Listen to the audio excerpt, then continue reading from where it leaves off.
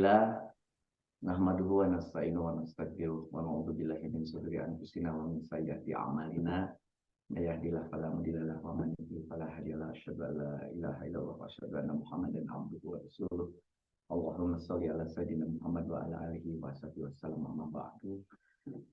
Para sahabat sekalian, sahabat surga yang saya cintai, pagi ini kita akan masuk langsung saja ke bab tentang di pekan 30, yaitu kita akan berbicara khusus tentang jumlah fi'liyah dan jumlah ismiyah, yang kemungkinan saudara akan bertanya, ini Pak Rudi kok mundur jauh ke belakang?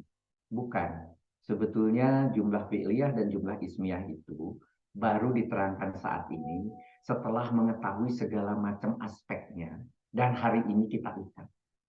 Cuma sebagai pengenalan awal, di pekan 2 dan pekan 3 sudah disampaikan, walaupun hanya kulit bawang bagian luar. Seperti saya selalu katakan, kita konsepnya kulit bawang, bagian luar dulu, kemudian masuk ke dalam. Nah, jumlah fi'liyah dan jumlah ismiyah yang betulnya itu yang hari ini. Oleh karena itu, mohon konsentrasi yang penuh, karena ini adalah sebuah materi utama sebetulnya. Jumlah fi'liyah, jumlah ismiyah itu adalah materi utama dari semua. Semua adalah bagian atau rangkaian gerbong-gerbongnya daripada jumlah. Ya. Tujuan kita kan mengenali jumlah yang secara komplit. Nah, sekarang gerbongnya sudah diterangkan semua. Dan sekarang kemudian masuklah ke kunci utama. Walaupun pekan-pekan ke depan itu ada tambahan-tambahan hal lain yang menyertai, yang membuat yang disebut jumlah ini menjadi sempurna. Begitu. Mari kita mulai materi ke-30 itu, yaitu di tingkat 4, pembentuk kalimat yang kita sebut jumlah fi'liyah dan jumlah ismiyah. Informasinya ini mengulang seperti di pekan. Maaf Ustaz Rudi, volume suaranya boleh tinggi sedikit? Oh baik, sebentar. Ya, rendah sekali tempat kami, tempat saya. Terima kasih, jazakallah khair. Amin. Biasanya memang di awal pelan, tapi nanti menjelang panas mesinnya baru kencang. Sebentar, audio settingnya mana saya kencangkan. Oke, that's right. Saya sudah kelihatannya ini sudah cukup. Coba dicek, Bu. Sudah? Ya, lebih tinggi sedikit. Kalau boleh lebih tinggi lagi, alhamdulillah. Oke, baik. Jadi kita lihat di sini bahwa susunan sebuah kalimat, tolong dicek di volume yang Ibu miliki, coba dinaikkan di HP-nya atau di laptopnya. Susunan, karena di saya sudah maksimum. Susunan sebuah kalimat inti dalam bahasa Arab minimal harus tersusun dari isim dengan isim dengan fiil, fiil dengan isim. Nah, jadi ada fiil yang diikuti isim, ada isim kemudian diikuti dengan fiil, dan ada juga isim diikuti dengan isim. Pola kalimat isim dengan isim ini, dan kemudian isim dengan fiil, karena dimulainya dengan isim, maka disebut sebagai jumlah ismiyah. Sedangkan pola kalimat fiil ditambah isim, itu barulah kemudian disebut fi'liyah. Ini nanti dilihat dari bentuk. Nanti dari konteks jadi berubah. Bisa jadi berubah. Jangan khawatir. Tapi saya jelaskan di level ini, di tingkat 4. Ketika di awal, tetap harus seperti ini. Suka tidak suka definisinya seperti ini. Jangan diubah. Berdasarkan pola kata harus seperti ini. Tapi nanti ketika kita bicara makna di dalam pekan ini akan bisa berubah. Kita lihat. Nah, ingat konsep kita kan konsep kulit bawang, jadi jangan khawatir ya. Kemudian kita lihat lagi di sini sebentar. Nah, dengan kata lain di sini, jumlah ismiyah adalah kalimat yang diawali dengan isim. Sedangkan jumlah fi'liyah adalah kalimat yang diawali dengan fi'il. Sehingga kalimat sempurna dalam bahasa Arab itu akhirnya dibagi menjadi dua macam. Jumlah ismiyah, kalimat nominal, yaitu kalimat sempurna yang diawali dengan kata benda atau isim, atau kata ganti orang, ya seperti domir, begitu. Kedua, jumlah fi'liyah, yaitu kalimat verbal, kalimat sempurna yang diawali dengan kata kerja atau fi'il. Nah, jumlah ismiyah antara lain, ini saya ulang dari pekan-pekan sebelumnya. Kita ambil contoh. Sebentar, kita ambil contoh dari sebelumnya. Hadza kitabun. Hadza kitabun. Ini adalah buku. Hadza ini kitabun. Begitu. Ini ismiyah karena hadza adalah isim. Dalam hal ini adalah isim isaroh, ya, penunjuk ini. Gitu.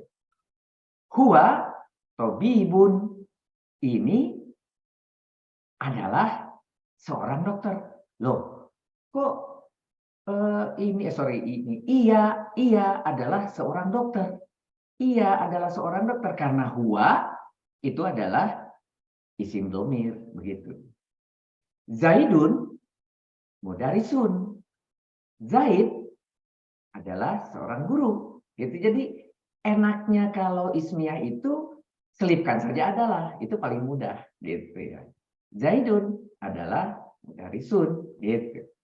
Begitu juga Aisyatu tolibatun.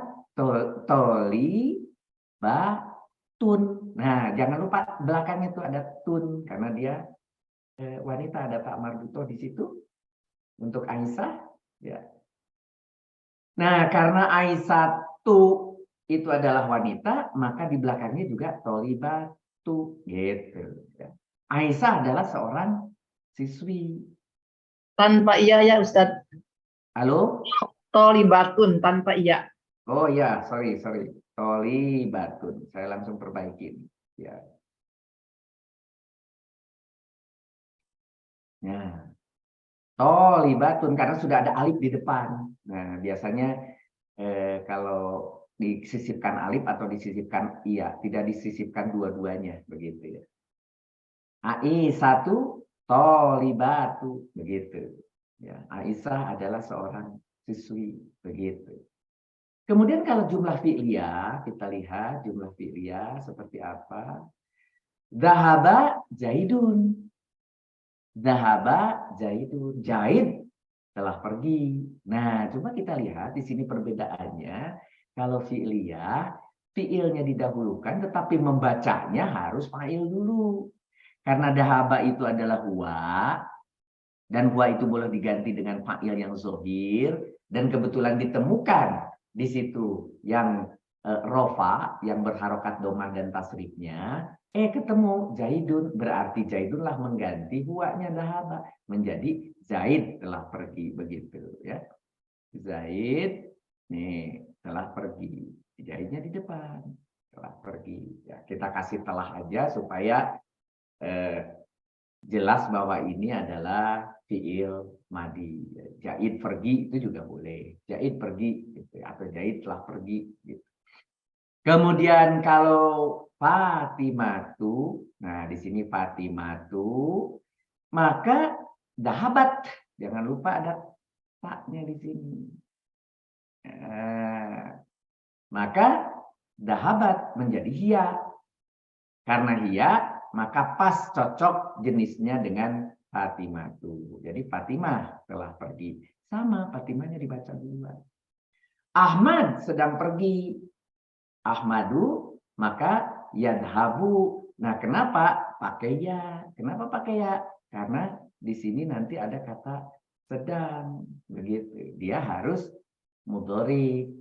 Begitu juga tadhabu Aisyatu. Nah, kenapa jadi ta bukan ya? Karena supaya menjadi anti di situ. Sorry, kok jadi anti. Jadi hiya tetapi apa namanya? Fi'il mudhari, hiya juga tetapi fi'il mudhari. Begitu, ya. Nah, itu Aisyah sedang pergi. Aisyah sedang pergi. Gitu. Bila kita perhatikan susunan kalimat bahasa Arab bahwa predikat atau kata kerja atau fiil didahulukan dari subjek, pelaku atau fa'ilnya, kemudian semua isim sebagai subjek, ya, fa'il dalam hal ini fa'il, pada jumlah fi'liyah berharokat domah atau domat ain, begitu. Ya. Tergantung apakah dia itu munsorif atau ghairu munsorif. Nah, mari kita lihat sekarang satu-satu lagi jumlah fi'liyah. Jumlah fi'liyah adalah kalimat diawali dengan fi'il sama seperti tadi dalam susunan kalimatnya. Fi'il adalah predikat atau kata kerja. Diulangi lagi nih, pelajaran ini sudah berulang-ulang, tapi untuk memberi penekanan pada saudara, fa'il adalah subjek atau pelaku dalam arti atau makna bisa diuji dengan penyataan siapa atau apa. Kalau fa'il itu siapa? Tadi yang pergi siapa gitu. Ya, biasanya begitu. Apa gitu ya? Itu pertanyaan untuk fa'il. Untuk menguji walaupun saya sudah ketemu domah, dicek dulu siapa. Oh, tadi misalnya Aisyah, oh Fatimah, oh Ahmad. Nah, itu siapa? Apa gitu juga sama. Sedangkan maf'ul adalah objek yaitu yang dikenai perbuatan atau korban dalam arti makna bisa diuji dengan pernyataan kepada. Ya, kalau misalnya memukul itu Muhammad memukul kepada, kepadanya maf'ul gitu. Jadi kalau maf'ul itu kepada, walaupun nanti ada cirinya kalau dia itu nasab dan tasrifnya. Tetapi maknanya harus dicocokkan dengan kepada tadi ya. Dilihat dari kebutuhan objek atau maf'ul, maka dapat dibedakan menjadi, nah ketika tadi ada yang dipukul, contohnya tadi adalah jahit, maka itu nanti disebut muta'addi, yaitu yang memerlukan objek. Sedangkan fi'il lazim adalah fi'il yang terdiri hanya adalah fi'il fa'il yang tidak membutuhkan maf'ul. Jadi di sini sebagai contoh, jalasa Zaidun. Zaid telah duduk, sudah selesai, clear sampai di situ, gitu ya. Jadi kalau Zaid telah duduk, selesai, telah duduk, ya sudah, tidak perlu ribet-ribet, gitu ya. Ya, kemudian kalau nanti kepaksa saudara mau menggunakan tambahan, biasanya kalau yang lazim ditambah di, gitu ya. Dengan apa duduknya, atau ala di mana duduknya, gitu ya. Kata jalasa dalam fiil atau predikat atau kata kerja ini telah duduk, dan kata Zaidun adalah fa'il sebagai subjek. Sampai di sini clear sebagai fiil lazim ya, sebagai fiil lazimnya. Seperti itu. Cuma dua. Kata kerjanya jalasa disebut terlebih dahulu dari pelaku subjek atau Zaidun dan tidak membutuhkan maf'ul. Yang paling penting tidak membutuhkan maf'ul. Fiil lazim adalah fiil yang tidak butuh objek ya. Tidak. Oleh karena itu dalam menyusun kalimat menggunakan fiil lazim cukup katasin menyebut subjeknya atau fa'il saja setelah fi'il. Beberapa kaidah dalam membentuk kalimat fi'liyah lazim diantaranya fi'il harus sesuai jenisnya. Dengan fa'il tadi dicontohkan muzakkar dengan muzakkar, mu'annas dengan mu'annas. Fi'il harus dalam jumlah mufrad atau tunggal. Jadi fi'ilnya tunggal aja, mufrad aja gitu ya. Walaupun fa'ilnya musanna atau ganda maupun jamak. Gitu ya. Fa'il harus dalam keadaan rofa atau marfu, yaitu domah dan tasrifnya. Ini sering kita ulang sejak pekan 3, sejak pekan 4. Nah, sekarang kita pakai. Nah, baru kita masuk pola muta'adi. Ingat, muta'adi dan lazim itu sudah di pekan yang berbeda. Itu sekarang digabung semua di sini. Sekarang digabung. Apa yang sudah kita pelajari pekan dan pekan sebelumnya kita gabung di sini. Kalimat fi'il muta'adi yang terdiri dari fi'il, fa'il, dan maf'ul. Jangan lupa di sini sekarang ada maf'ul. Ada maf'ul. Sini. Contohnya yaqra'u Zaidun. Nah, di sini ya. Zaidun boleh pakai nun, biasanya kalau dalam momen Zaidunil Qur'ana gitu. Tapi kalau di sini kita belajar cukup dengan yaqra'u Zaidun al-Qur'ana gitu. Jadi Zaid sedang membaca Al-Qur'an. Nah, jadi kita lihat dari mana datangnya Zaid kok didahulukan, karena dia rupanya di situ doma. Kemudian Al-Qur'ana karena dia itu fathah, maka disimpan belakang. Begitu. Jadi sederhana. Jadi kata yaqra'u adalah fi'il atau predikat kata kerja, sedangkan membaca dan yang artinya sedang membaca, dan kata Zaidun adalah fa'il atau subjek, di mana Zaid yaitu subjeknya itu adalah Zaid, serta kata Al-Qur'ana adalah maf'ul atau objek, ya, Quran. Di sini kata kerjanya yaqra'u disebut terlebih dahulu karena pelaku subjeknya Zaidun maupun objeknya Al-Qur'ana. Ini adalah kalimat yang semuanya normal. Nah, nanti kita akan jelaskan ada hal-hal yang di luar daripada kenormalan ini. Tapi yang paling penting ini yang barunya. Kaidah. Nah, kaidah-kaidah. Kaidah-kaidah yang berhubungan dengan fi'il atau fi'liyah yang muta'adi ini, fi'liyah yang muta'adi, gitu ya. Muta'adi ini diantaranya fi'il harus sama jenisnya dengan fa'il, muzakkar dan muzakkar, muannats dengan muannats. Fi'il harus sama jumlah mufrad tunggal maupun fa'ilnya, walaupun fa'ilnya musanna ataupun jamak, sama dengan tadi yang bukan muta'adi, gitu ya. Kemudian fa'il harus dalam keadaan rofa, ini juga sama jelas domah dan tasrifnya, tetapi sekarang ada cerita maf'ul. Nah, maf'ulnya harus dalam keadaan nasab, yaitu fathah dan tasrifnya. Maf'ul bisa. Nah, ini kebebasannya maf'ul tuh karena dia yang menjadi objek. Kalau objek itu tidak perlu disesuaikan, bebas saja dia. Mau jenis apa saja, mau jumlah berapa saja, tidak harus menyesuaikan dengan fi'il atau dengan fa'il dalam hal jenis maupun jumlahnya. Bebas merdeka maf'ul. Karena dia objek, dia bebas. Dia mau diapakan, mau dipukul kayak, mau pukulannya banyak atau jumlahnya banyak, mau yang dipukulnya wanita, mau dipukulnya laki-laki, sebagai objek bebas begitu. Sebagai contoh ya. Nah, pola fi'liyah itu di sini ada yang menarik. Tadi katanya kan dimulai dengan fi'il, ya tentunya boleh fi'il fa'il.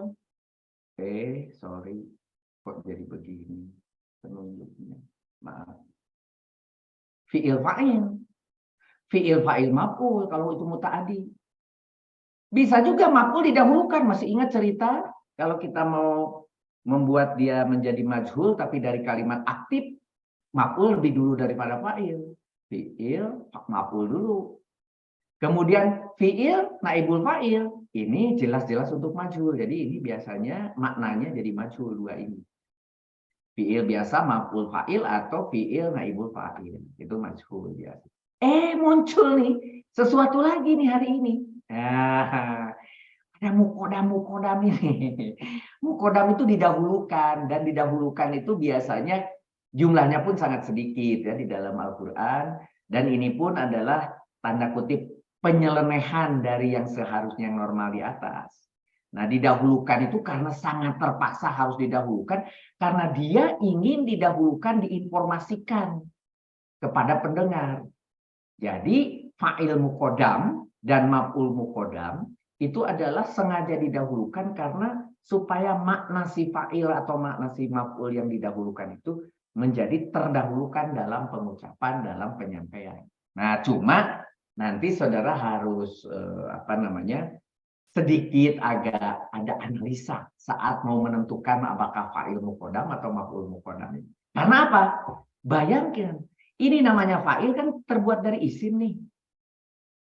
Begitu juga maf'ul terbuat dari isim. Kalau yang dimulai dari isim, tadi sudah sepakat kalau dimulai dari isim itu namanya ismiyah. Lah kenapa ini ceritanya di judulnya ismiyah kan gitu?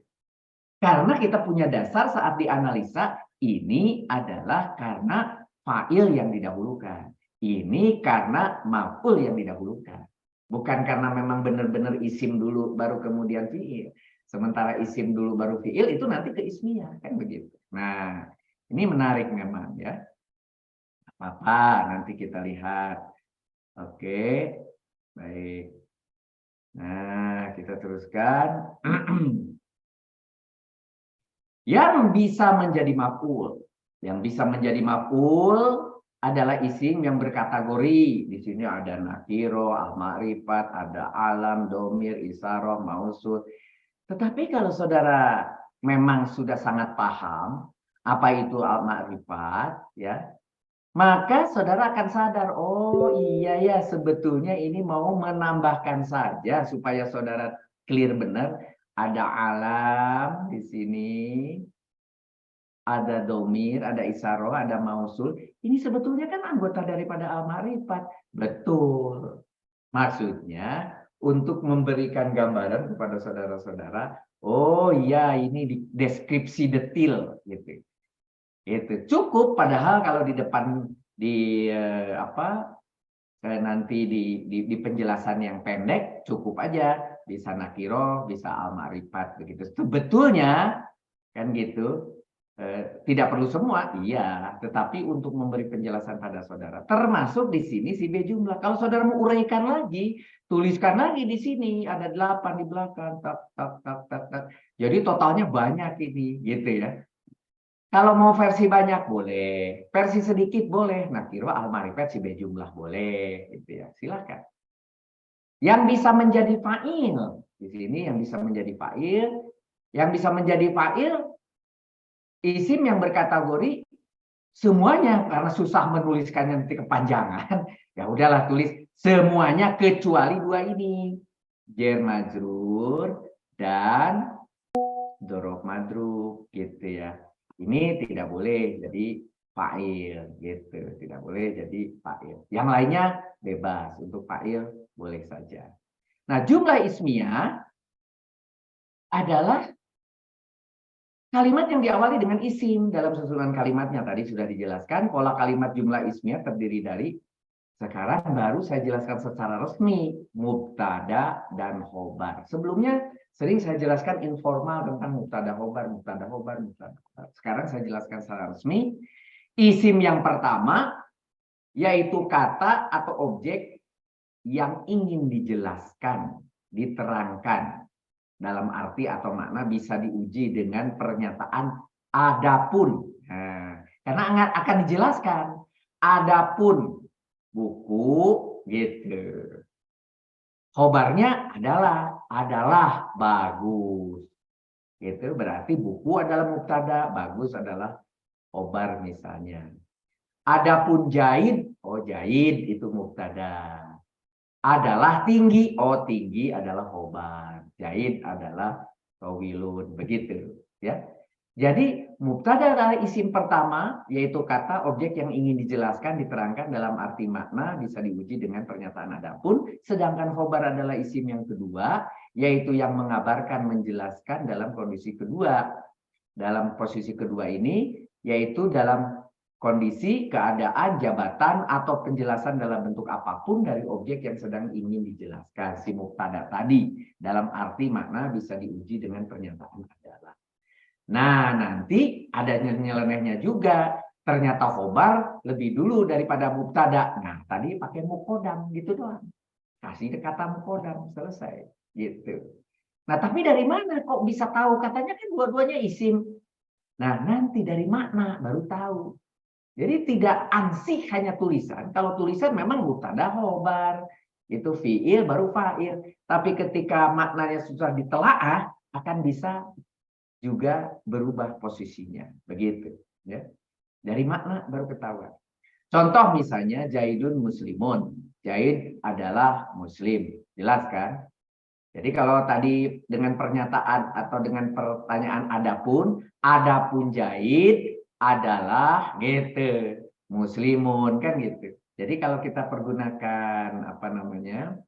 Ini adapun Zaid adalah muslimun. Jadi kalau dalam penerjemahan cukup Zaid muslim juga boleh, tidak pakai adalah karena adalah itu sebetulnya hanya sebagai ungkapan saja.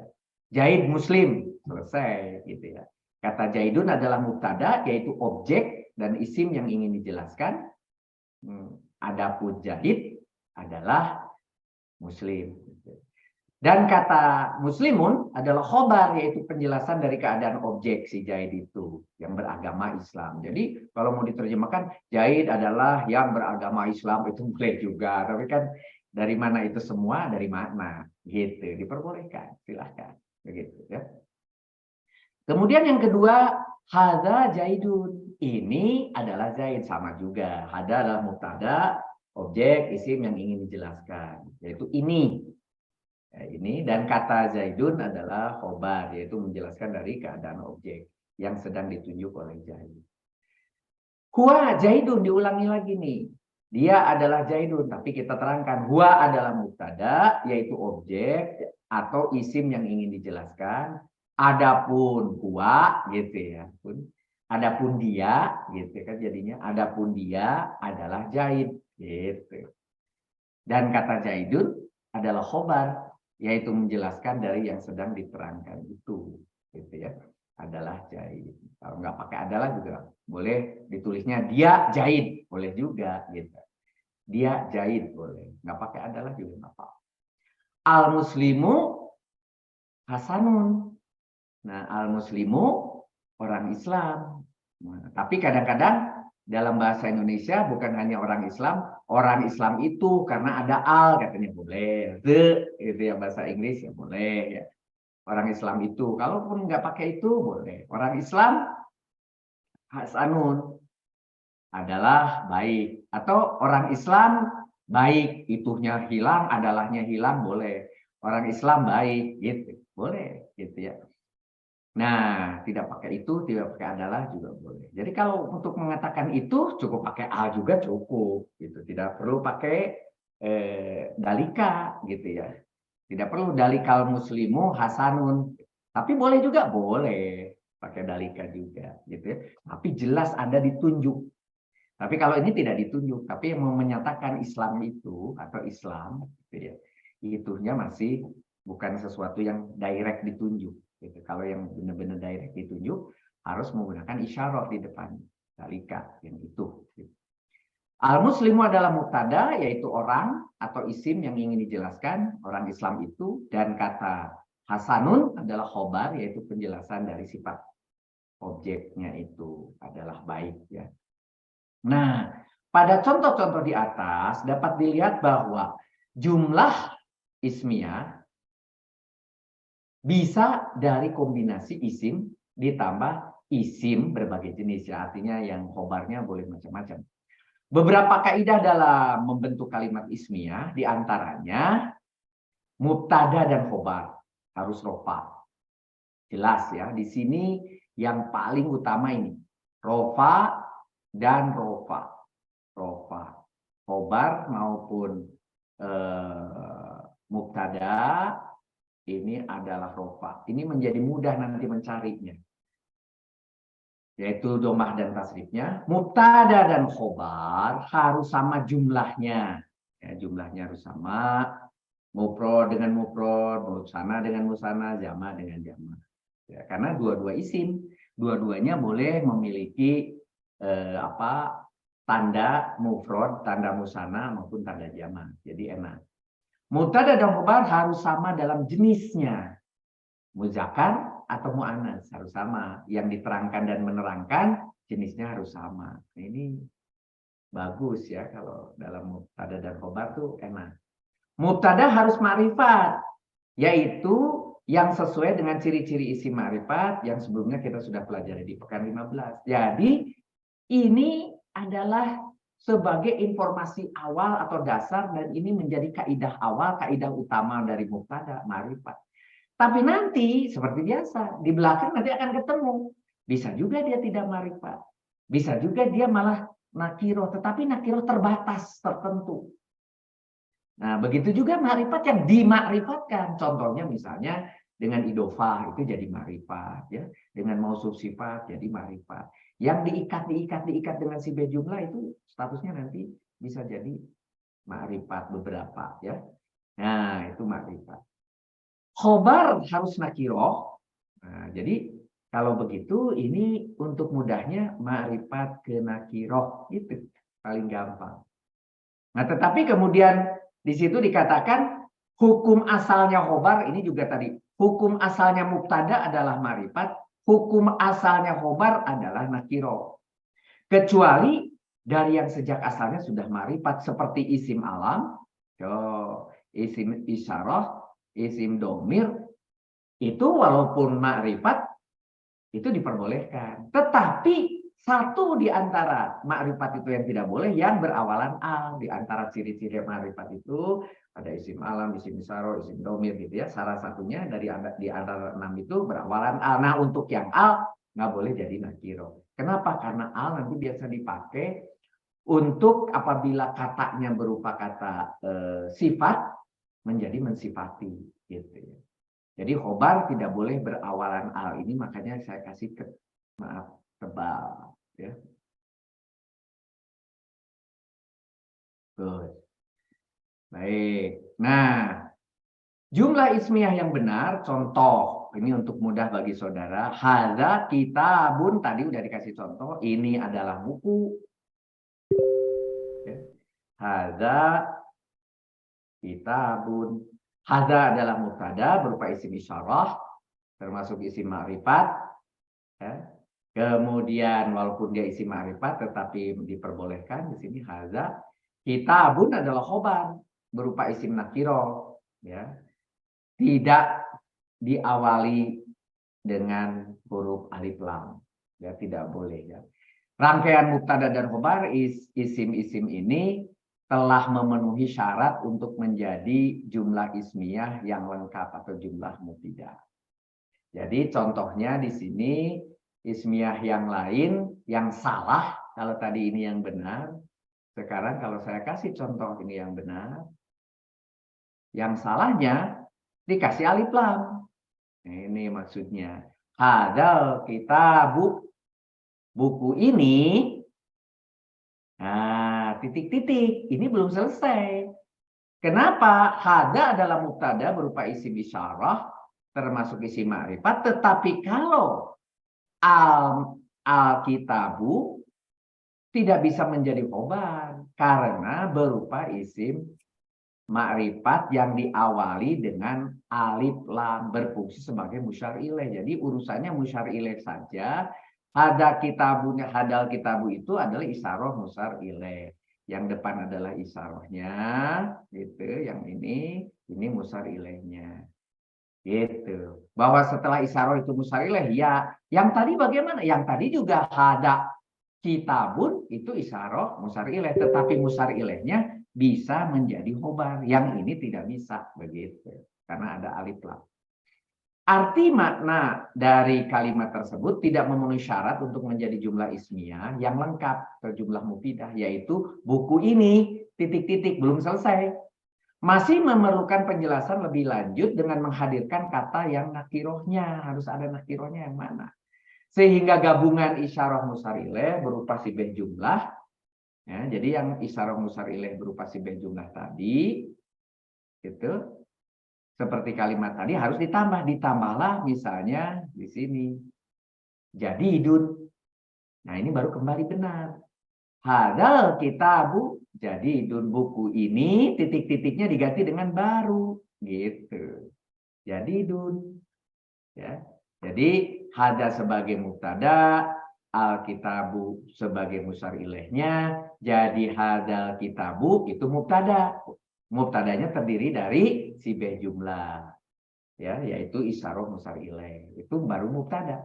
Baru dilengkapi di belakangnya, jadi dun adalah khobar karena berupa isim rofa nakiro. Sehingga rangkaian kalimat mubtada yang dibentuk dari isim isyarah musar ilaih dan khobar telah memenuhi syarat untuk menjadi jumlah ismiyah yang lengkap atau jumlah mufidah. Jumlah ismiyah yang benar hadza Zaidun, ini adalah Zaid. Kembali lagi, ya, mubtadanya berupa isim isyarah, kemudian Zaidun adalah khobar. Kemudian ambil contoh yang berikutnya, atau libu muslimun, murid lelaki adalah muslim, selesai, boleh. Ya. Kalau pakai murid lelaki itu muslim, boleh. Pengganti adalah, gitu ya. Murid lelaki adalah muslim, atau murid lelaki itu muslim, itu juga boleh. Kalau mau komplit semua, murid lelaki itu adalah muslim, boleh juga. Tolibatu muslimatu. Nah, di sini berbedanya dalam tu, ya, karena dia perempuan. Jadi dua-duanya harus pakai. Kemudian di sini dua murid lelaki itu muslim, ini pakai ani, yang ini pun pakai ani, gitu. Tolibani muslimani, pakai ani aja. Kemudian dua murid, nah pakai ani lagi, tapi perempuan, berarti ada taknya, ada ani, menjadi tani, gitu aja. Ada taknya perempuan, ada ani dua, menjadi tani belakangnya, gitu. Kemudian kalau itu jamak, una, ini una, para kasih, atau murid-murid lelaki, atau para murid lelaki, gitu. Kan sederhana saja, ya. Tidak ribet. Jamak salim, yang mu'anas, bagaimana? Mu'anas, ingat, dia pakai tu atau tun, namanya kok. Nah, di sini tu atau tun, begitu, ya. Toliba, tu muslimah, tun, gitu, ya, para murid perempuan itu. Kemudian kalau jamak taksir, contohnya tulabu, ini jamak taksir. Nah, ketika kita belajar pelajaran pekan tentang jamak taksir, jangan lupa ya, tolibun itu menjadi tulabun. Ya, sehingga kalau pakai alif lam menjadi tulabu, muslimuna, gitu ya. Para murid lelaki itu muslim. Tuh. Nah, oleh karena itu pola jumlah ismiyah itu yang biasa ditemui dalam jumlah ismiyah sebetulnya awalnya cuma ini, mubtada dan khobar. Tetapi kadang-kadang diputar, ditukar, khobar didahulukan, disebut muqaddam. Mubtada yang diakhirkan disebut muakhor, gitu aja. Tapi tahu, kan sama-sama isim, sama-sama ropa. Kok tahu-taunya ini pakai ditukar? Tahunya dari makna. Nah, jadi memang tahapannya begitu, baru tahu kalau dari makna. Nah, mari kita lihat yang bisa menjadi mubtada. Di sini saya tambahkan supaya saudara tidak mix ya. Tadinya saya tidak kasih. Ada tambahan musawigot, tambahan ya. Untuk saudara tidak confuse. Nah, asalnya cukup nakiroh saja ya, karena ternyata kan tadi mubtada itu harusnya al-ma'rifat. Hukum asalnya al-ma'rifat. Al-ma'rifat itu ada isim alam, isim domir, isim isaroh gitu ya. Mausul. Jadi sebetulnya al-ma'rifat itu ke sini gitu. Tapi kemudian juga ada nakiro, tapi nakirohnya nakiro yang sudah ditingkatkan posisinya. Contohnya nakiro yang memulai dari sebuah idofah. Kan nakiro idofah itu bisa nakiro al-ma'rifat, bisa nakiro, bisa nakiro domir, bisa nakiro fi'il gitu ya. Itu namanya idofah. Tapi kalau nakiroh yang memang sudah diidofahkan menjadi mudhof, maka nakirohnya termasuk nakiroh yang musawigot, maksudnya gitu. Makanya musawigotnya dimunculkan. Contohnya begitu. Sehingga di bawah muncullah ada isaroh musar ilaih, asalnya dari isaroh, dimulai dari isaroh, sorry.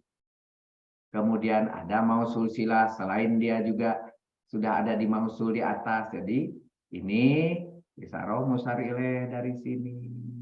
Kemudian mausul silah dari sini gitu ya. Mausub sifat itu dari nakiro musawigot gitu.